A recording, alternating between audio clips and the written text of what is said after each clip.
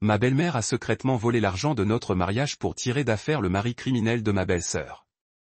Nous avons donc célébré un mariage secret dans le jardin, sans eux, et elle s'est tellement énervée qu'elle nous a attaqués et s'est fait arrêter. Je tiens à commencer par dire que ma belle-mère, Mel, ne m'a jamais apprécié. Pas depuis le premier jour. Quand j'ai commencé à fréquenter mon mari, elle était polie devant lui, mais froide quand nous étions seuls. Au fil des années qui ont précédé nos fiançailles et l'organisation du mariage, elle a trouvé des moyens subtils de me faire comprendre que je ne faisais pas vraiment partie de la famille. J'ai essayé de faire comme si de rien n'était pour mon mari, espérant qu'avec le temps, elle s'ouvrirait à moi. Malheureusement, les choses n'ont fait qu'empirer après le décès de mon beau-père, Phil. Mon Phil était un homme merveilleux et, contrairement à Mil, il me traitait avec gentillesse. Avant de mourir, il nous a dit, à mon mari et moi, qu'il avait mis de côté un fonds pour financer notre mariage de rêve. Nous étions incroyablement reconnaissants et honorés qu'il veuille contribuer à rendre notre journée spéciale. Rien n'était écrit. Le décès de Phil a été soudain, nous n'avions donc que sa parole et le soutien supposé de Mil. Après la mort de Phil, Mil contrôlait techniquement les finances familiales. Elle nous a d'abord assuré que nous pourrions encore utiliser cet argent pour notre mariage comme Phil l'avait prévu. Je l'ai naïvement cru malgré notre relation difficile. Nous avons passé des mois à préparer le mariage dont nous avions toujours rêvé. Nous avons réservé le lieu, le traiteur, le photographe, tout. Mil n'était pas très impliqué dans l'organisation, de son propre chef, et franchement, je préférais qu'il en soit ainsi étant donné son attitude envers moi. Mais mon mari et moi l'avons tenu informé de la situation. Nous avons fixé une date et envoyé les invitations. La sœur aînée de mon mari, ma belle-sœur, Si, allait même être demoiselle d'honneur. Si et moi n'avons jamais été très proches. Elle s'inspirait souvent de Mil et restait distante, mais nous sommes restés cordiaux. J'espérais que le mariage rapprocherait enfin tout le monde. Environ 2 mois avant la date de notre mariage, le mari de Sil a eu de sérieux ennuis judiciaires. Il avait été arrêté et attendait son procès pour ce que nous avons appris plus tard être des accusations de fraude dans lesquelles il était impliqué depuis des années. Ce fut un énorme scandale familial.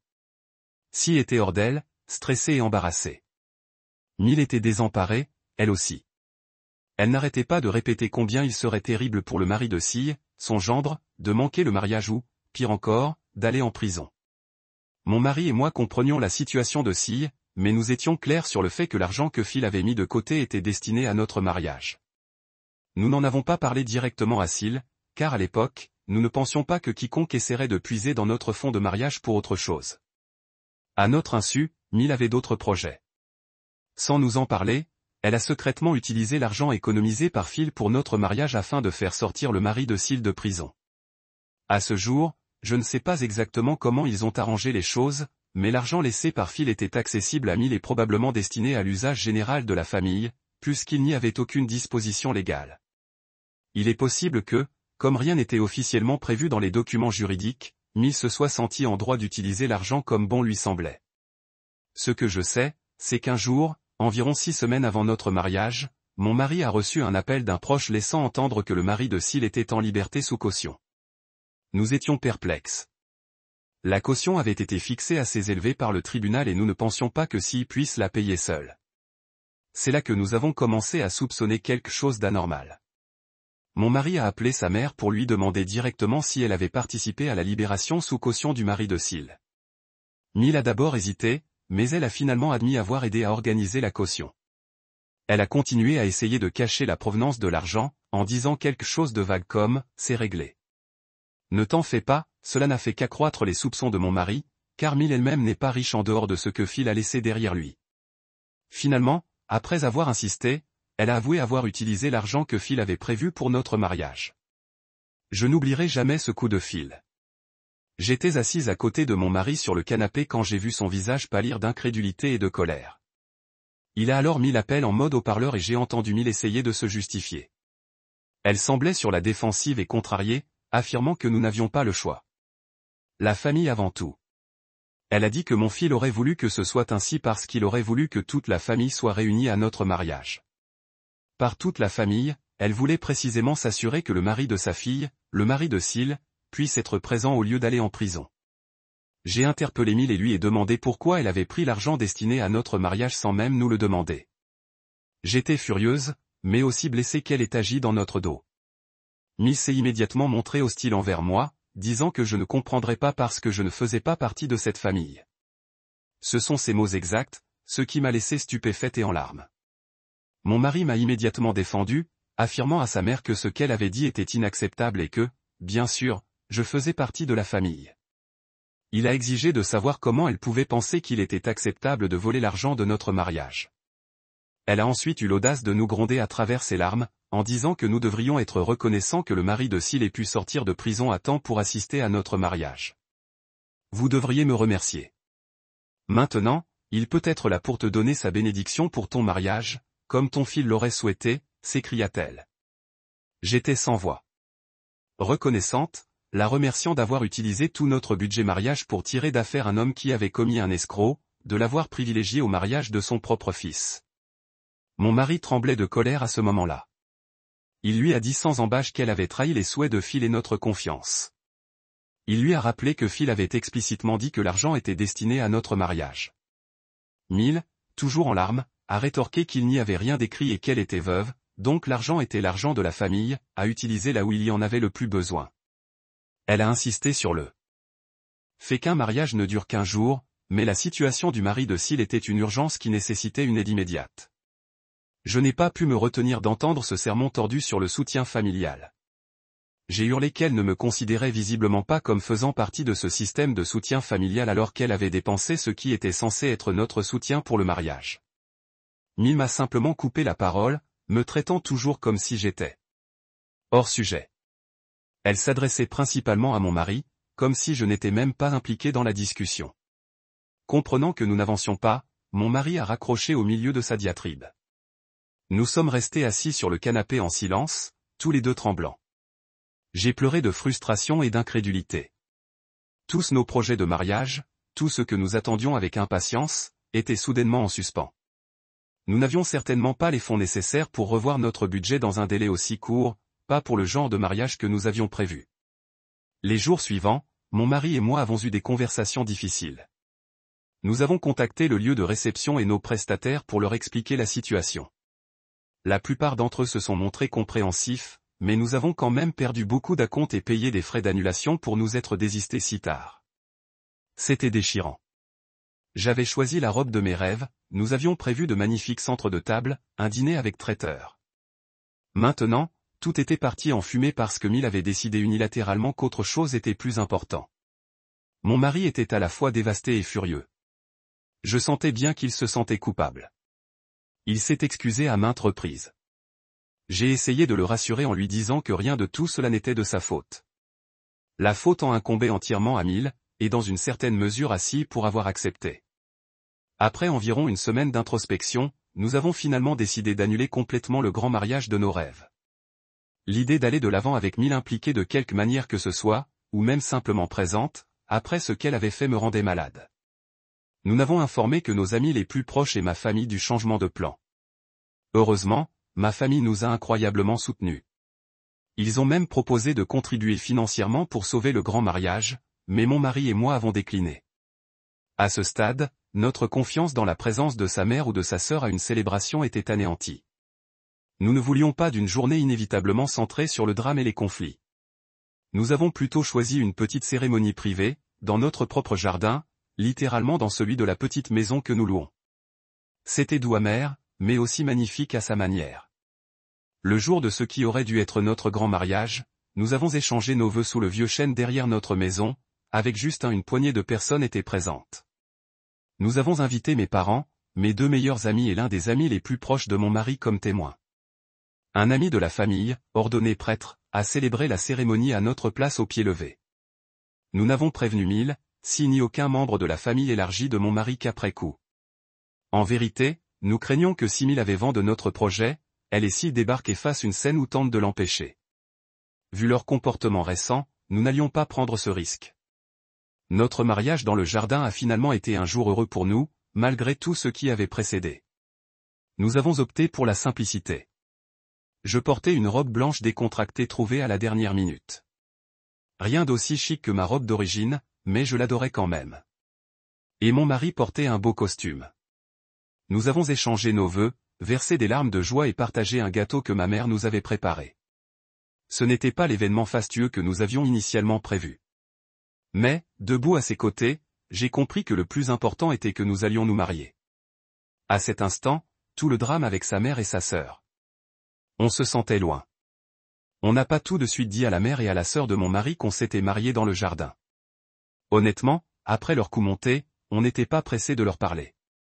On pensait qu'ils finiraient par l'apprendre par d'autres membres de la famille ou sur les réseaux sociaux, mais on a volontairement fait profil bas en ligne.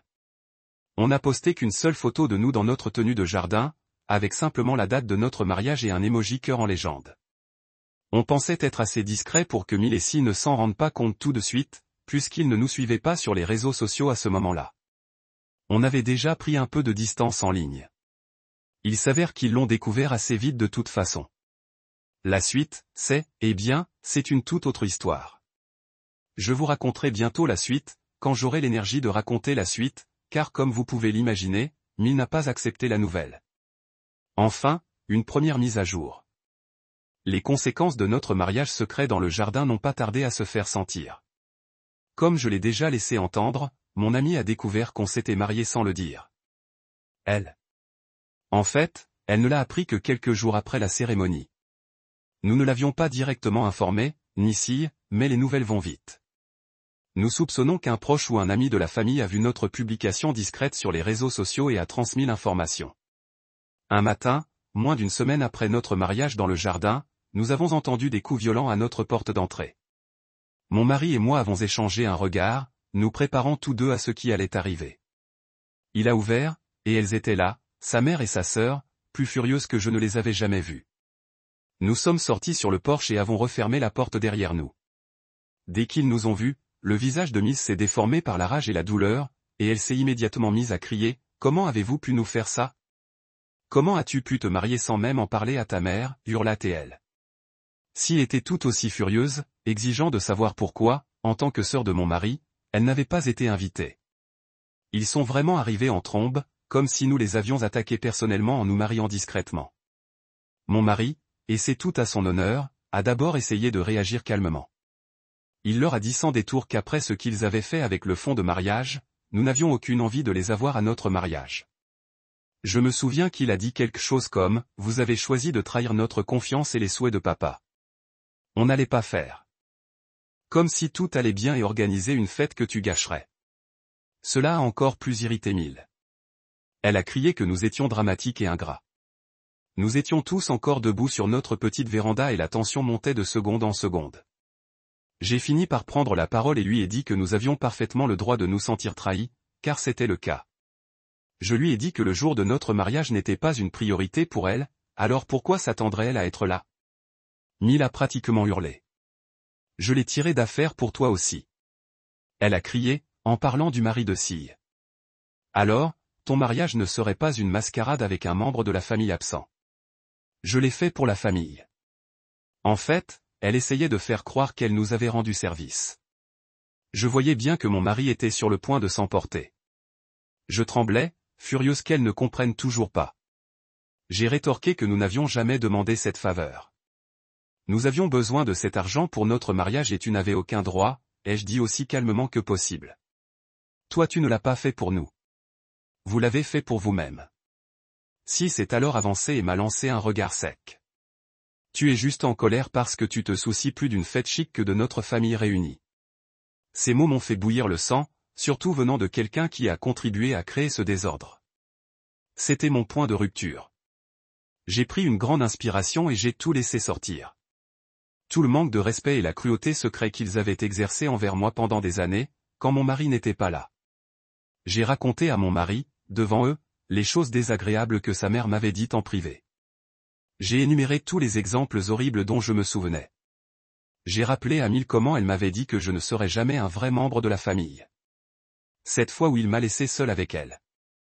J'ai cité le surnom qu'elle m'avait donné, comme « chercheuse d'or » et « petite sorcière manipulatrice », qu'elle avait toujours pris soin de prononcer quand il n'était pas là pour m'entendre.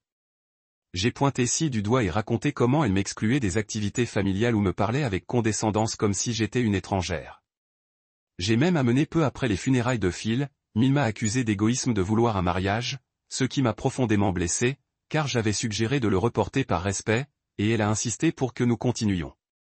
À la fin, j'étais en larmes et j'essoufflais. Milessi était stupéfait que je lui parle enfin de tout ça.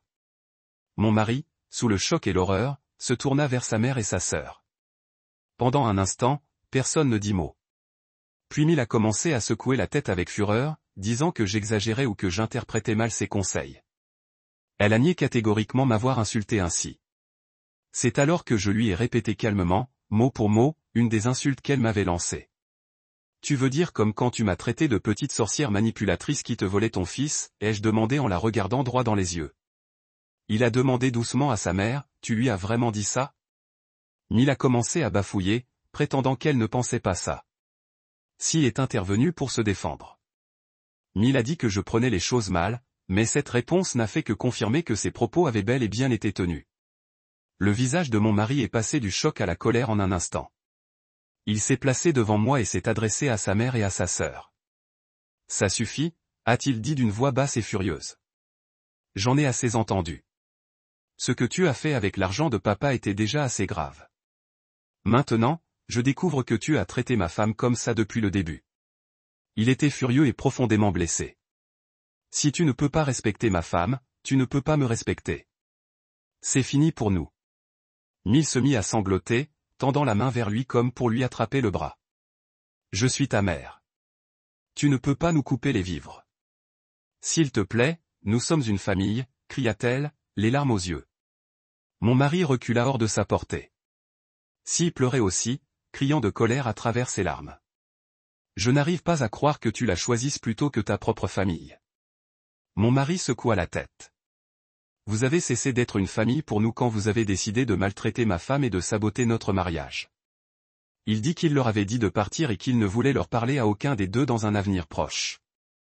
Mil gémissait de façon incontrôlable, mais réussit quand même à tirer sa mère par le bras et à la guider hors du porche quand il devint clair que mon mari était sérieux.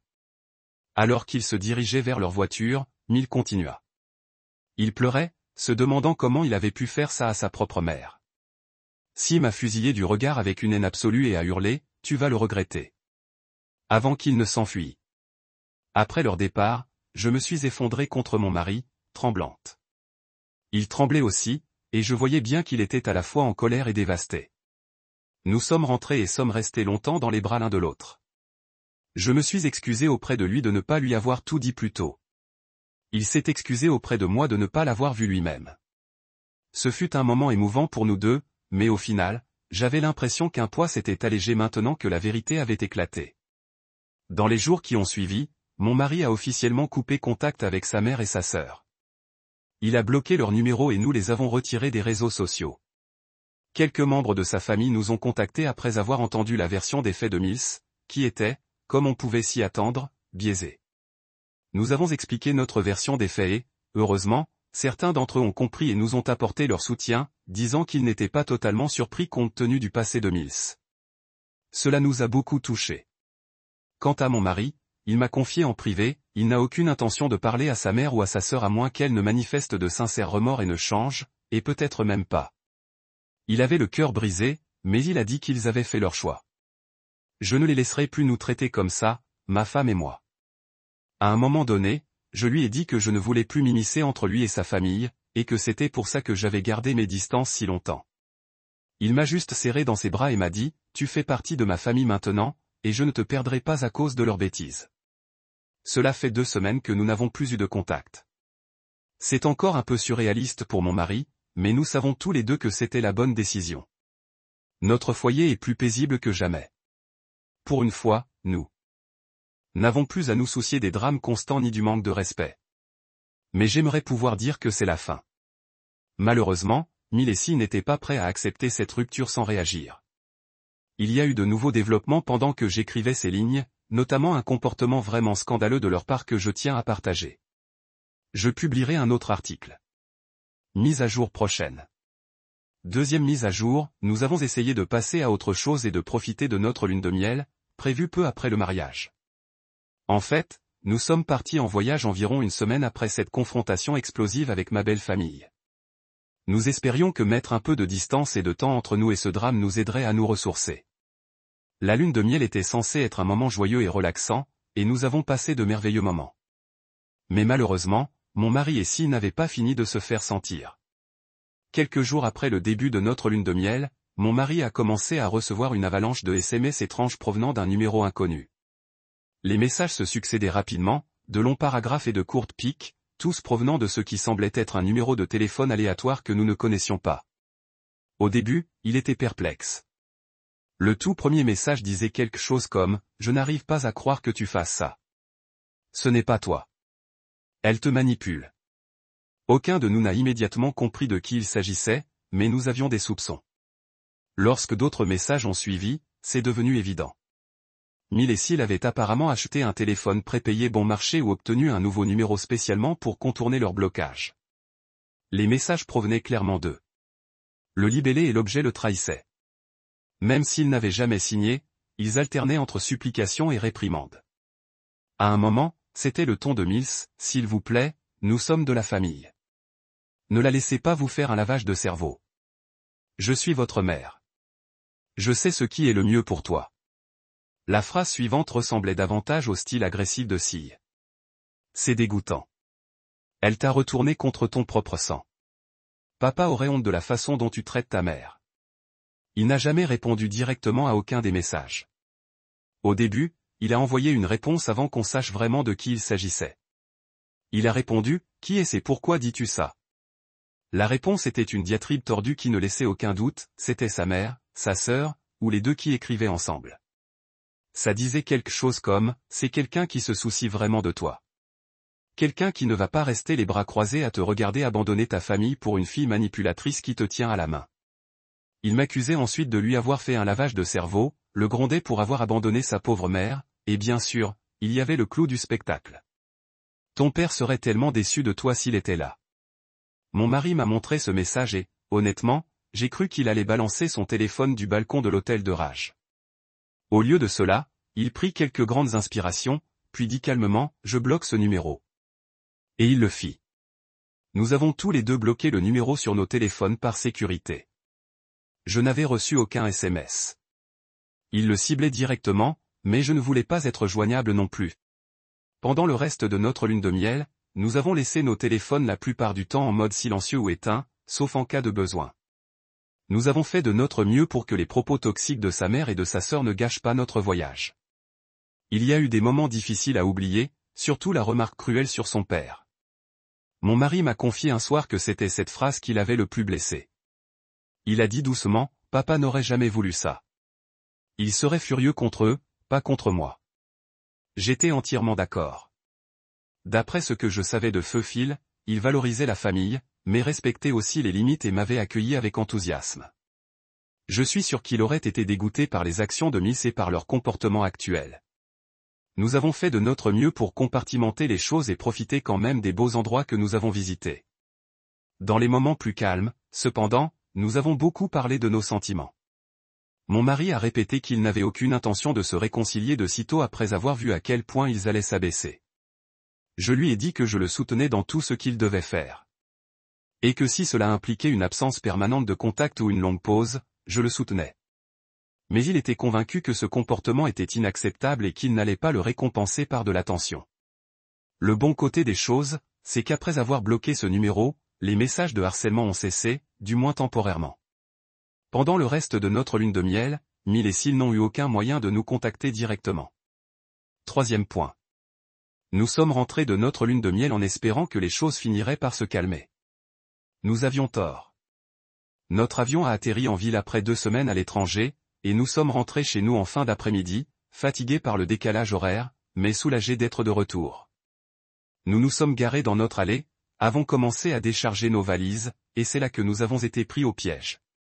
Alors que nous approchions de la porte d'entrée, ma belle-mère et ma belle-sœur se sont précipitées vers nous depuis le côté de la maison. J'ai failli sursauter en les voyant apparaître si soudainement. Mill criait le nom de mon mari, et Sil la suivait de près. Mon mari s'est placé devant moi, protecteur. Nous leur avions dit de rester à distance et avions coupé tout contact, ce fut donc un choc total, même si, malheureusement, ce n'était pas inhabituel pour eux de ne pas respecter nos limites. Mill a commencé à parler d'une voix forte et tendue, comme pour se calmer. « Mon fils, il faut qu'on parle. S'il te plaît, écoute-moi. Elle a fait comme si je n'étais même pas là. Chaque mot était adressé à mon mari. Si se tenait derrière elle, les bras croisés, me fusillant du regard, mais gardant le silence pour l'instant. Mon mari a gardé une voix ferme et posée. Il a dit, tu n'es pas le bienvenu ici. On t'a dit de nous laisser tranquilles. Il est resté planté entre sa mère et moi sur notre allée. J'ai sorti mon téléphone de ma poche et, la main derrière son dos, j'ai discrètement composé le 911. Je n'allais pas attendre de voir s'ils partiraient paisiblement. Vu leur comportement précédent, j'avais le sentiment que nous aurions besoin d'aide. Miss a essayé de se faufiler devant mon mari, insistant, on rentre pour qu'on puisse parler de ça en famille. Il lui a barré le passage sur les marches et a répété, non, partez maintenant. J'ai reculé vers notre porte d'entrée, le téléphone collé à l'oreille, murmurant au répartiteur notre adresse et que nous avions besoin de la police immédiatement. À ce moment-là, Miss ne m'avait toujours pas regardé. C'était comme si j'étais invisible. Elle a de nouveau tenté d'esquiver mon mari en lui lançant sèchement, « Écarte-toi. Il faut que je parle à mon fils. » À ces mots, s'il a fini par éclater, dirigeant sa colère vers moi. Mon mari a perdu patience et a haussé le ton. « Ne parle pas comme ça à ma femme. » Il a tendu le bras pour les empêcher de s'approcher. C'est là que Mille a explosé. Elle s'est mise à hurler d'abord sur moi. « Tout est de ta faute. » Et ensuite sur lui, « Tu ne vois pas ce qu'elle nous a fait ? Tu appelles même la police pour ta propre mère à cause d'elle. » J'étais encore en ligne avec le 911. Et je soupçonne Mille de s'en être rendu compte, outré que j'appelle les autorités. J'ai entendu le centraliste dire que les policiers arrivaient, mais autour de moi, c'était le chaos. Les minutes suivantes furent un brouhaha de cris et de mouvements. Mille et Si hurlaient tous les deux par-dessus les ordres de mon mari de partir. Ils m'insultaient. J'ai distinctement entendu « et tu te faufilais dans ce chaos », m'accusant de corrompre mon mari et de déchirer la famille. Mon mari essayait sans cesse de me protéger, mais il tournait autour, cherchant une ouverture. Si, à un moment, a arrêté mon mari par l'épaule, le poussant violemment à la poitrine pour passer. Il a reculé d'un pas. J'étais terrifié. Ils étaient complètement déchaînés. J'ai crié fermement que la police arrivait et qu'il fallait qu'ils partent. Au lieu de reculer, Mille a grogné quelque chose comme quoi j'allais appeler la police pour ma famille et s'est précipitée dans ma direction. Je ne sais pas si elle voulait me frapper ou m'attraper, mais je l'ai vue arriver et je me suis plaqué contre la porte d'entrée, la main sur la poignée. Mon mari a attrapé le bras de Miss en pleine course pour l'arrêter, puis a continué à la gripper, essayant de l'éloigner de sa mère. La situation a dégénéré en une brève et violente bagarre sur le pas de la porte. Miss se débattait et a réussi à frapper mon mari à l'épaule de sa main libre. Il a hurlé de douleur et de colère, toujours accroché à son autre bras. Si hurlait et essayait de le tirer en arrière et, dans la bagarre, il a été projeté contre moi. Heureusement, les sirènes ont retenti et, en quelques secondes, les policiers ont accouru dans notre allée. La scène dans laquelle ils sont arrivés était un chaos total. Les policiers ont immédiatement séparé tout le monde en haussant le ton. Un policier nous a écartés, mon mari et moi, tandis que l'autre gardait Mille à quelques mètres. Dès que Mille a perçu la présence policière, elle a plongé dans une crise de nerfs. Elle a éclaté en sanglots et a hurlé au policier, « S'il vous plaît, c'est mon fils. » C'est un malentendu. Elle n'arrêtait pas de sangloter, disant qu'elle essayait simplement de parler à son fils. Pendant ce temps, Si essayait de se calmer et commençait à mentir. Elle a dit avec frénésie au policier, « On était juste en train de discuter en famille », et puis, en me désignant du doigt, elle a pété les plombs et a réagi de manière excessive. C'est une affaire de famille privée. Je tremblais comme une feuille et mon mari respirait fort, le visage rouge de colère, mais il essayait de garder son calme en parlant au policier. Un policier nous a parlé tandis que l'autre s'occupait de mes beaux-parents. Nous avons rapidement expliqué que nous avions déjà demandé à ces femmes de rester loin de nous, qu'elles s'introduisaient sur notre propriété et qu'elles avaient tenté de forcer l'entrée chez nous. Mon mari a montré au policier la marque rouge sur sa peau, là où sa mère l'avait frappé. J'ai également mentionné avoir été menacé physiquement. Nous avons assuré qu'il nous aurait fait du mal si la police n'était pas intervenue. Après quelques minutes de discussion, et heureusement, un voisin, témoin d'une partie de l'altercation, était venu confirmer que Mille et Si étaient les agresseurs, les policiers ont pris leur décision. Ils sont retournés voir Mille et Si et les ont informés qu'ils étaient en état d'arrestation pour agression et peut-être d'autres chefs d'accusation liés au trouble. dès que le policier a sorti ses menottes, Mill s'est mis à hurler et à protester bruyamment. Non, non, vous ne comprenez pas. Je suis sa mère. Elle était furieuse, disant des choses comme « Je ne veux pas aller en prison ». Si est passé de la défensive à la fureur, hurlant sur mon mari, « Comment as-tu pu nous faire ça? On est ta famille. » Tandis que les policiers lui retenaient les mains, mon mari se tenait à côté de moi, un bras autour de mes épaules, observant la scène en silence, l'air impassible. Je voyais bien qu'ils n'arrivaient pas à y croire. Malgré leurs protestations et leurs larmes, les policiers ont emmené ma belle-mère et ma belle-sœur dans une voiture de patrouille. Nous les avons regardés partir. J'étais abasourdie et tremblante, et mon mari ne cessait de me serrer contre lui. En une quinzaine de minutes, nous étions passés de notre retour de lune de miel à l'arrestation de la moitié de sa famille proche. Après leur arrestation, les policiers sont restés un peu plus longtemps pour recueillir nos dépositions. Nous avons clairement indiqué que nous souhaitions porter plainte, tant pour agression physique que pour intrusion sur notre propriété. La déposition des voisins, comme la nôtre, ne laissait aucun doute sur le fait que mon moulin et Syll étaient à l'origine de l'agression. Les policiers nous ont également conseillé d'obtenir une ordonnance restrictive. Nous avons sans doute suivi ce conseil immédiatement. Ce soir-là, une fois l'adrénaline retombée, mon mari et moi étions assis dans notre salon, épuisés. Il avait une poche de glace sur l'épaule, là où il avait été frappé. J'étais engourdi et incrédule. Mon mari n'arrêtait pas de secouer la tête en disant « Je n'arrive pas à croire que ma mère et ma sœur aient fait ça ». Il était blessé et en colère, et je ne savais pas comment le réconforter, si ce n'est rester à ses côtés et le rassurer. Nous étions libérés. Suite à cela, nous avons effectivement déposé une demande d'injonction de protection contre Mill et Syll, qui a été accordée. La loi leur interdit de s'approcher de nous ou de nous contacter. Quant aux accusations d'agression, la procédure est en cours. Une audience est prévue prochainement, et nous avons l'intention de la mener à bien. Cela fait 2 mois que tout cela s'est produit.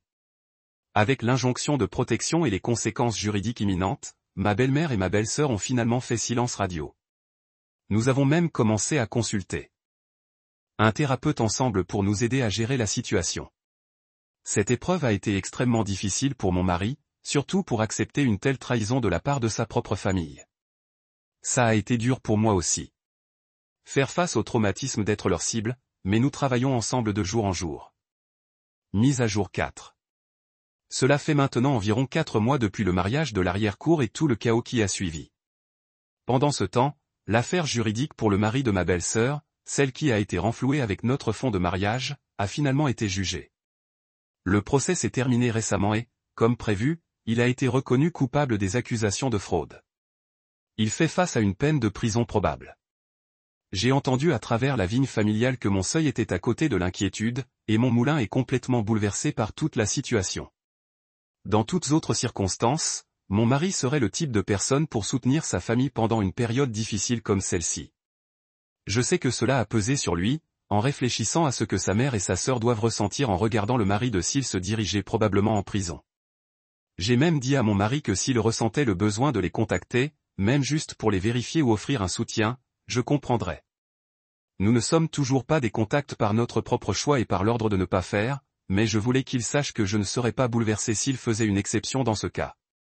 Malgré tout, je ne voulais pas qu'il se sente comme s'il ne pouvait pas être là pour sa mère ou sa sœur s'il le voulait vraiment en ce moment. Il l'a considéré brièvement, mais finalement il a secoué la tête et a dit « Non, ils ont fait ce lit. Maintenant, ils peuvent s'y allonger. » Je les ai avertis et ils m'ont ignoré. Il faisait référence non seulement à la façon dont il les a avertis de ne pas abuser de l'argent de papa et de saboter notre mariage, mais aussi de la façon dont il les avait mis en garde il y a longtemps que le mari de Syll était des ennuis. Ils n'en ont rien écouté. Maintenant, le pire des cas qu'ils craignaient était de jouer et mon mari pense que c'est le résultat direct de leur choix. À son avis, se précipiter pour les réconforter maintenant ne ferait que défaire la limite dure qu'il a dit et récompenser efficacement leur mauvais comportement. J'ai respecté sa décision. Je sais que ce n'était pas facile pour lui de se détourner de sa propre mère et de sa propre sœur, mais je comprends aussi pourquoi il l'a fait. Ils ont constamment rejeté ses sentiments et ses avertissements depuis le début, et maintenant ils doivent faire face à eux-mêmes. Nous avons convenu qu'il est préférable de maintenir aucun contact et de les laisser gérer le résultat du procès eux-mêmes. C'est donc là que les choses se trouvent. Mon moulin et mon seuil sont essentiellement seuls, aux prises avec le désordre qu'ils ont priorisé au cours de notre mariage. Mon mari et moi nous concentrons sur notre vie avec beaucoup moins de drame et de stress. Il est triste que cela soit arrivé à cela, mais nous n'avons aucun regret de nous défendre.